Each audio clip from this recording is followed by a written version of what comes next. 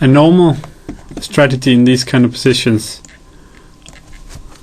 would be h6 g5, but the problem with a move like h6 is, we could say this could be an exercise in pawn play, would be the move h5, controlling this g6 square, which is now weak, and the f5 square, which are only talking hypothetically here, because obviously white would be very interested in giving a check and taking the rook.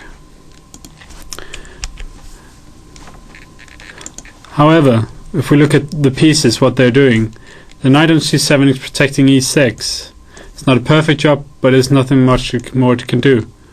It's also attacking d5. Knight on f6 is attacking d5. Whoops. The bishop on e5 is very well placed and is supported, and it's not possible to challenge it easily. So it's very happy. The rooks, well, this rook is where it should be, and the rook on f8 has no real job. The queen as well is nothing real to do, and the bishop on d7 is actually the worst placed piece, because it's just standing there and it could be active. And this is, we have to look at the pieces sometimes and say, if I could move it, where would I like it to be?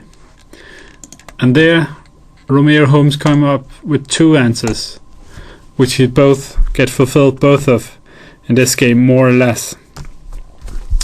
At least he had the chance of going to f3 much later. The bishop would like to be on f7. From here it attacks the pawn on d5, and white needs to somehow to answer to this. Also, of course,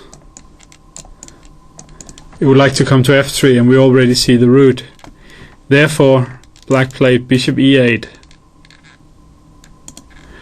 improving his worst placed piece, trying to make it active. White now supported the knight on f4, preventing taking the pawn. Black played bishop f7, now the pawn must be defended.